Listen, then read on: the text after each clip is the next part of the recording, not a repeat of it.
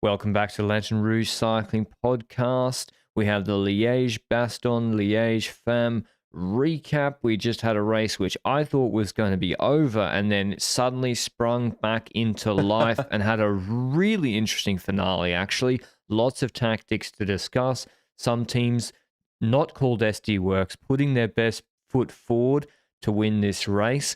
And so, yeah, I thought it was a pretty good final after I was kind of spaffed a dummy with 50Ks, 40Ks to go. Actually, the 5-star, maybe 10-star favorite was Demi Vollering. Could she complete the Ardennes triple, winning Flesch and Amstel? She brings Reusser here as well. No Kopecky.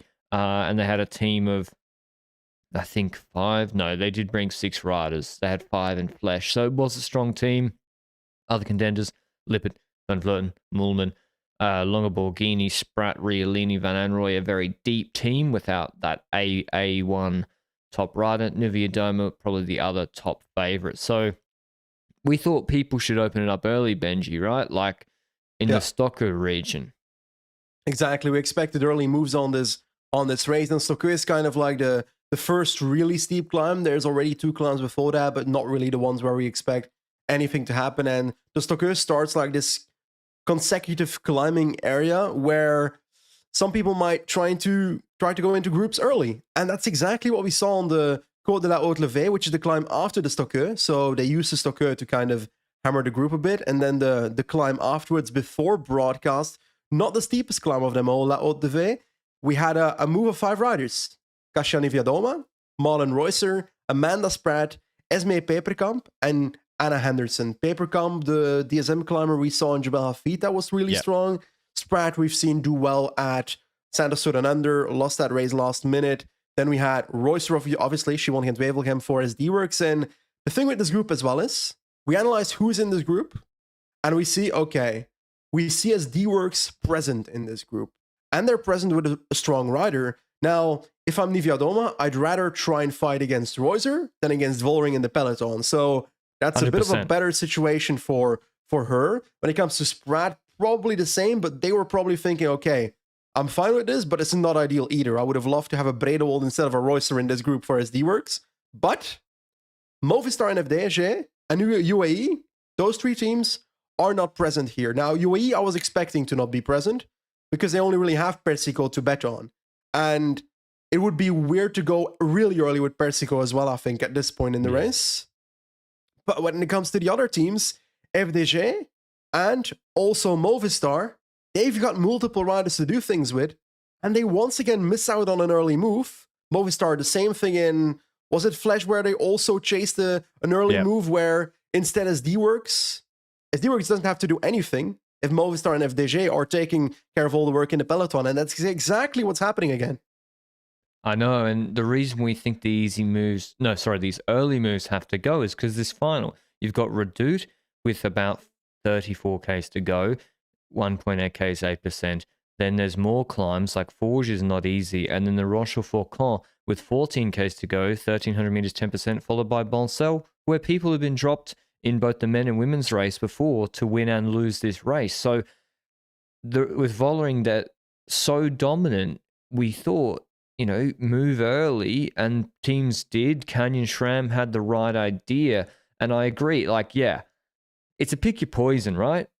And it's kind of like Paris-Roubaix. Would you rather fight mano a mano with Vollering in the final, or would you see if Spratt or Henderson or Peperkamp or Niewiadoma in particular, if you're Canyon SRAM, I think you're the happiest, can fight against Reusser in the break? I'll take the latter and take my chances with it because Vollering, you know what's going to happen. But also, back to Movistar, but they're not represented, Benji. They have to chase, otherwise the race will go away from them. Do they? Isn't Vollering sitting in the peloton kind of nervous too? Don't you need to let that play out and see what SD Works do? What if Niewiadoma, who hadn't punctured at that point, drops Reusser on La Redoute, and you've just controlled the gap, and then SD Works have 3 domestiques and just pace, and Reusser drops back, and then Vollering wins anyway?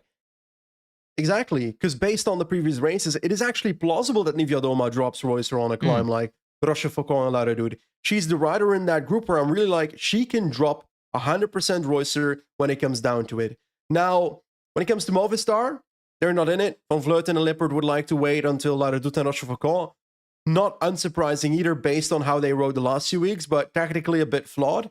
FDG is the weirdest one for me. Utter Ludwig, we always know she's going to wait. She's going to wait until the last climb and then get dropped. Always. Laredoute, she's going to wait for that one. She's going to get dropped because her form at the moment is not good enough to stay with the biggest guys, the biggest women in this peloton. And then we see Grace Brown. And the point of Grace Brown is honestly to anticipate, no? Yep. Otherwise, why is she here? And listen, maybe they kicked off on Stocko, but I think Grace Brown can follow Marlon Reusser on a steep climb, at least initially. I think definitely Lippert can. And if Niewiadoma, like, if those two teams are in that group, does Reusser keep pulling? Now, maybe Niewiadoma's down, she hasn't won a race for years. Maybe she's down the pecking order now where SD Works aren't too worried about her. And if Lippert's there, they would be. I don't know, but you got to at least be in the move. And we saw in Flesh when Van Vleuten moved on second Motor Weed, like it forced Vollering to chase. And then obviously the final wasn't great. But still, good on Canyon Schramm and Trek for trying to move early. And like, I thought also Spratt had a chance to drop Reusser on the steepest climbs. I didn't expect it to happen. I thought maybe she could hold her wheel. But then what happens in this next phase of the race is basically very, very unlucky and changes the race for Canyon Schramm badly. They puncture with Niewiadoma. She basically punctures out of that breakaway. She was the main threat to drop Reusser. And you can see on the descents, Reusser's just motoring ahead of the other riders. And then Canyon have to start pacing. We get to Côte de la Redoute, and Reusser just rides everybody off the wheel. The gap had expanded to over a minute. And I was surprised. I thought Spratt would hold her wheel on Redoute. So really impressive from Reusser. Yep. And this has gone from okay situation for SD Works to now the best possible situation. Best active TT rider in the world ahead with nearly a minute gap. Vollering the group and every other team having to chase with Niewiadoma tired, with their other Spratt tired, and also Spratt in the Chasse Patate bench. She's never bringing Reusser back on an up and down parcours, ever.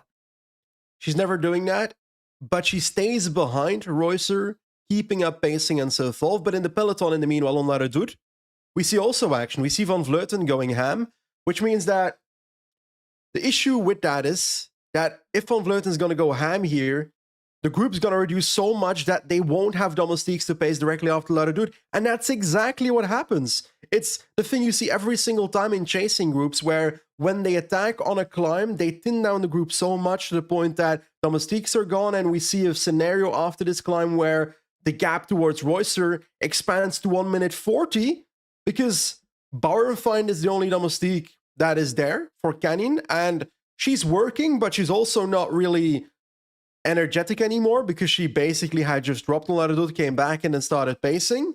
And when it comes to the other riders, Spratt's not dropped back. She's still hanging in between the Reusser and the peloton, the favorites group, the Reusser. That sounds pretty cool as a nickname, but yeah, it is. The Reusser. And then you have Movistar, who just destroyed the group initially on La Redoute, self-sabotaging the chase basically, and then extra self-sabotages the chase by rolling attacks with Lippert and Van Vleuten 1 minute behind the front of the race. Every time. Of course the gap grows to 1 minute 40 then, because that chase is never going to happen then. They do, like, I don't know why. Like, sometimes you have to accept that you're going to have to pull. And other teams are probably going to help you.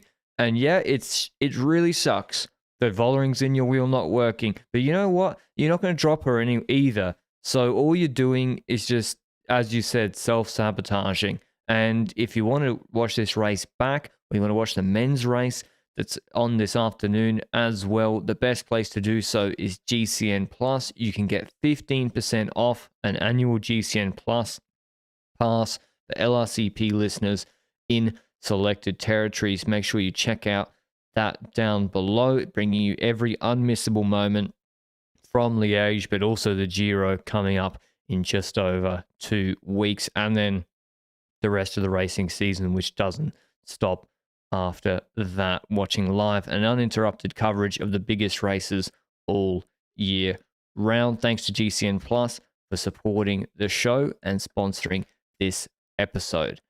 But Benji, gap goes out, huge, Lippert attacks, self-drops on Côte des Forges. Yeah. Van Anrooy's not looking like a race winning option here either, and still Spratt is riding like 100 meters Wout Poels style ahead of the peloton, and she's like a small rider, like it's costing her a lot on the flat, and Royce is just staying ahead, and eventually Trek start pacing with Van Anrooy in, what's that blue jersey? Is that the best U23 in the world?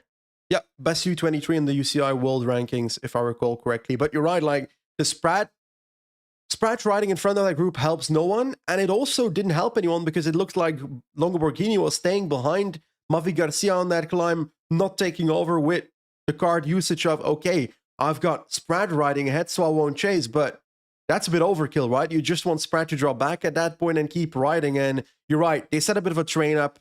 You're right, it's Spratt, Van Anrooy, Longo Borghini. We're getting over effective. the top of Côte des Forges, and you're right, it's effective. It's going down to 40 seconds, which was a minute 40 just like 10 kilometers ago. We were like, race is over with 34 kilometers to go. I made some this toast. is done. and with 20k to go, I'm like, race is on.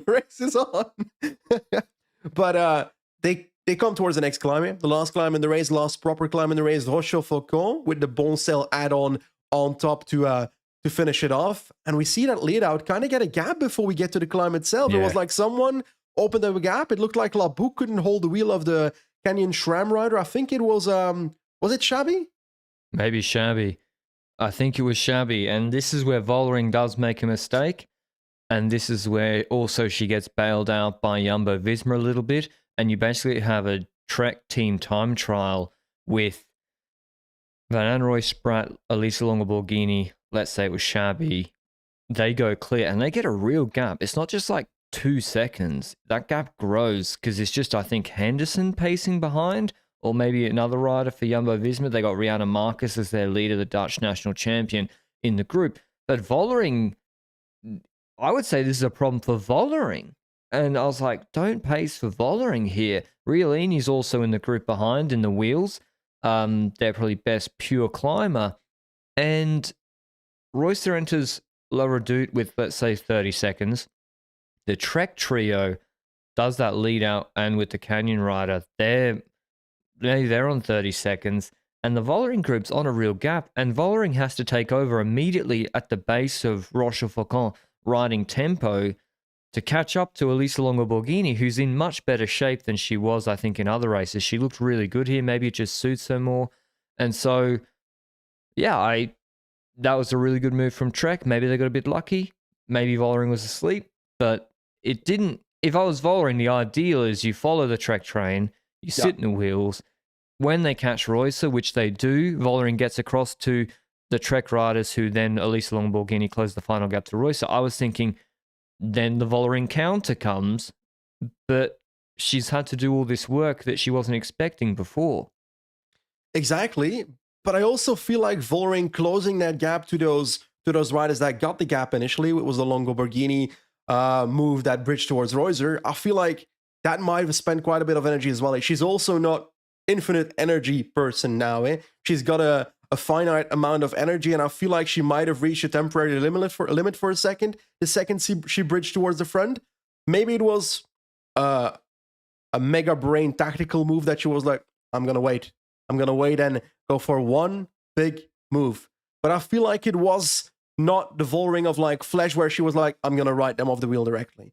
Either way, she stays on their wheel a bit. They've got that little group at the front. Those three that are basically left, but Van Vleuten basically motors back with the rest of the gang. There's now a group of roughly let's say six riders at the front of the race, and we're getting towards the top of Rochefoucauld, and there's only one obstacle left, right? Boncel. Yeah. And I was like, is anyone going to try on Boncel? They have to try. If somebody has to try here, and it's likely going to be Vollering, I think that will try something. But before we get to the actual climbing part of Boncel, in the run-in, we see a bit of a move of Roycer, and Longo Borghini is in the wheel, and Vollering lets the gap go. And I think that was a split-second decision that Vollering quickly regretted, no?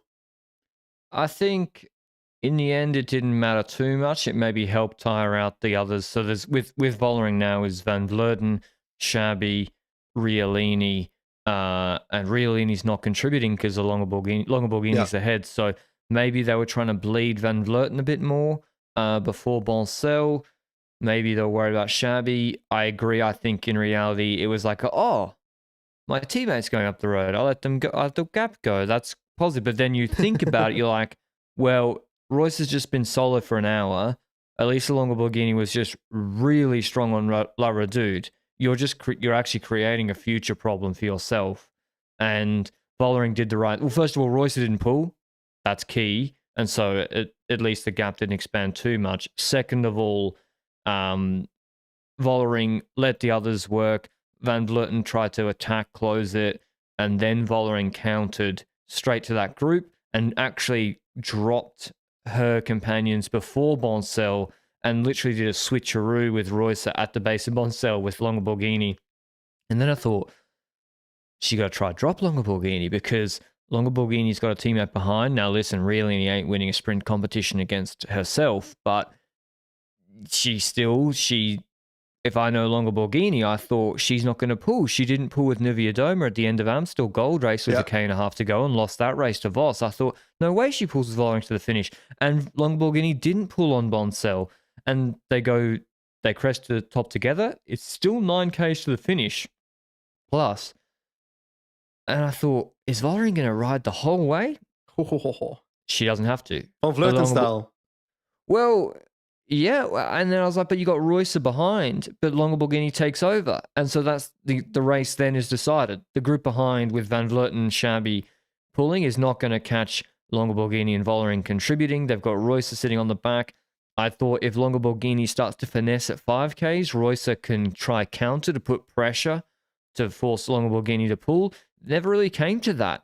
And I was really surprised. The last K, Longoborghini took front position and just started the sprint about 125, and the predictable happened. She got beaten by Vollering. Now, she came second in a Monument LBL. I'm not saying it's right or wrong. I'm just saying it surprised me based on how I've seen her ride races in the past. Maybe Trek just wanted to get, if it's going to be an SD Works 1-3, at least it better be a Trek rider, not Van Vleuten in second. And so maybe that, and really, as I said, she ain't winning the sprint behind. So maybe it was that. Again, I would say this season, maybe SD Works' best tactical race. Yeah. Of course, they have two of the strongest 5 riders and the strongest rider, but you can lose with the strongest rider. I think this was really, really good from them, Benji. Yeah, I think so as well. Not only did they do it relatively perfectly in terms of their tactical moves in the race, as in sending a rider forward initially, making sure that it's a rider strong enough to beat the riders in that group potentially.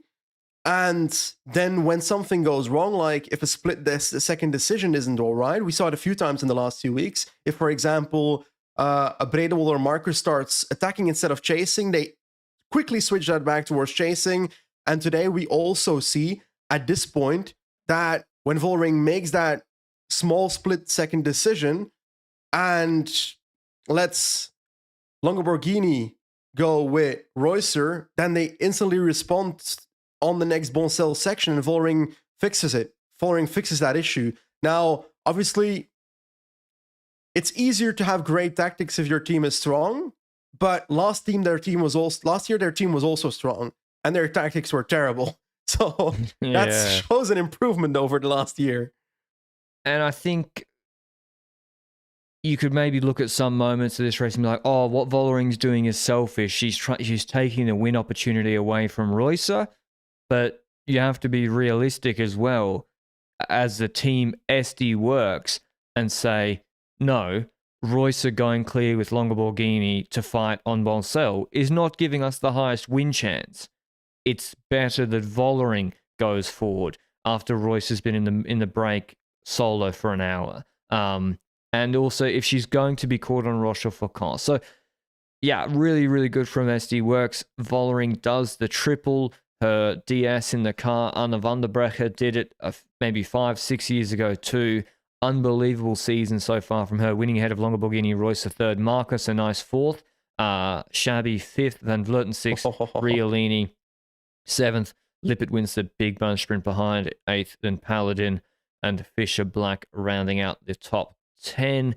Niewiadoma very unlucky today in 11th. I think she did the right thing, and who knows what would have happened if she was working with Royce after Redoute, and maybe she drops her on Rochefoucauld. So real shame for Niewiadoma, but good on Canyon SRAM for trying. Yeah, just sucks. But Vollering's season so far, 8 race days, 17th Omloop, 1 Strata, 1 Dwars-Tour, 2nd Ronde, 2nd Brabants, 1st Amstel, 1st Flèche, 1st Liège.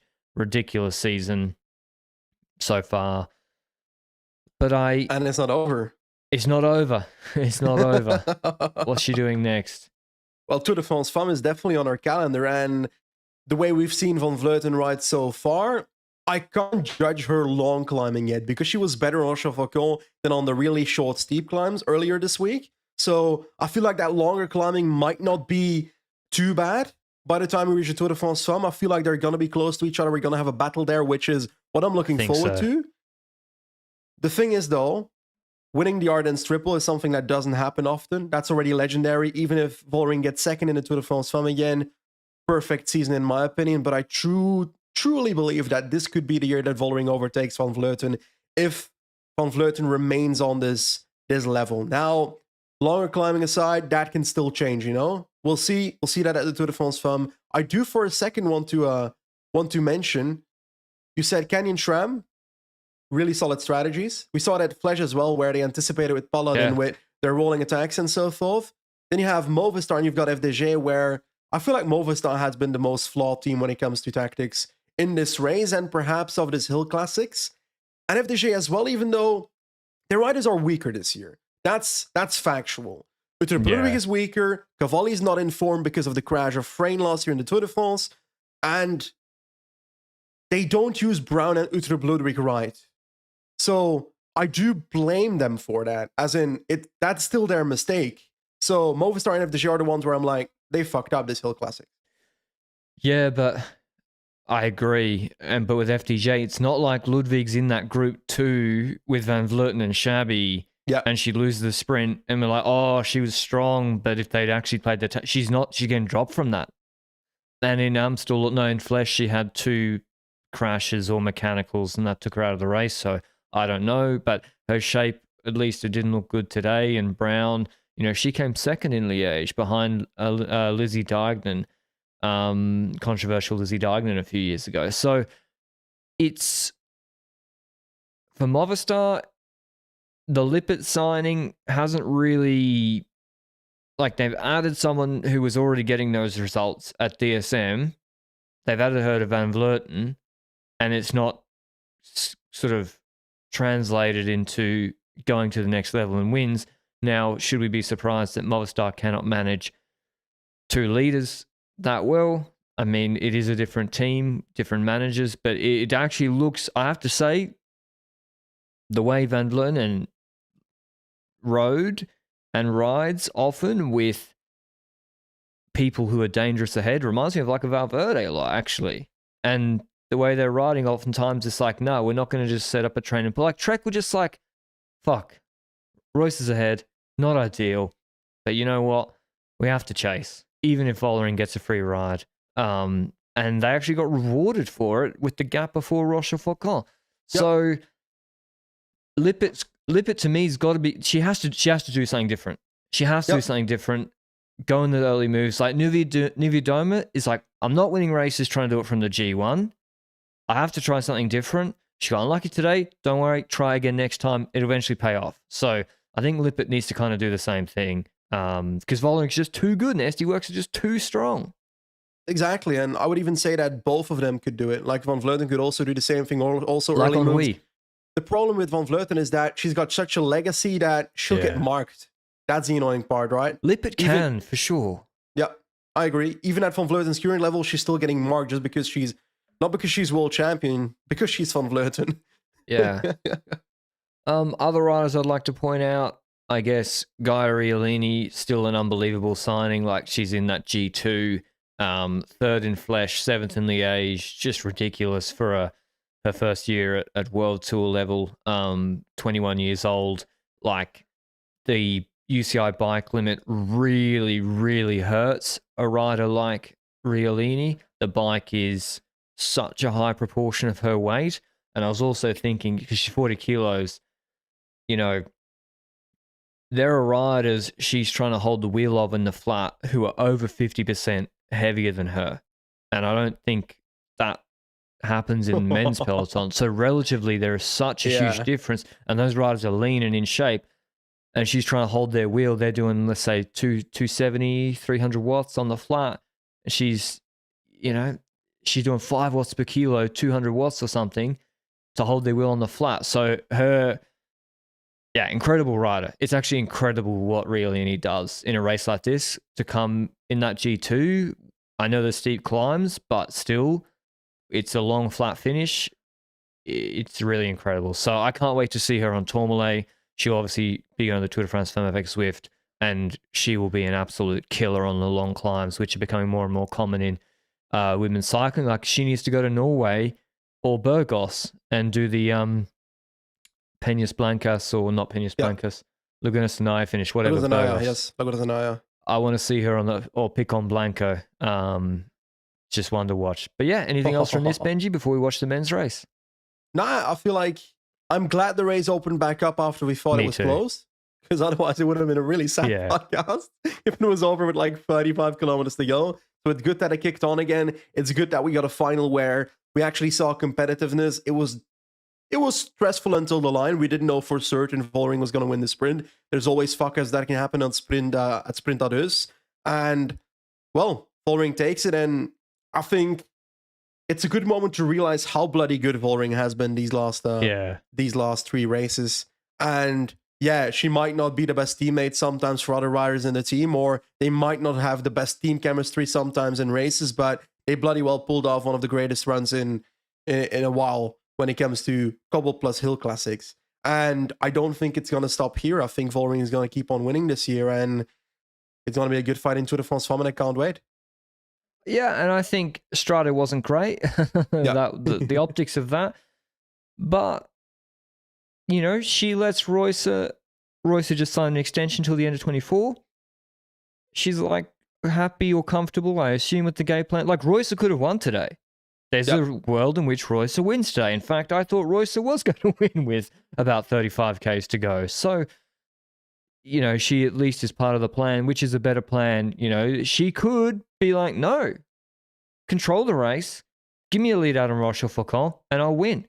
And she probably would win. But Royce will be happier, I think, with how the race played out today than if she'd had to just control moves for Vollering. So that's good. And we'll see how they go. And I can't wait to see the battle in the stage races coming up later in summer this year. But time to get a coffee, watch the men's race, and we'll see you in a few hours. Until then, ciao.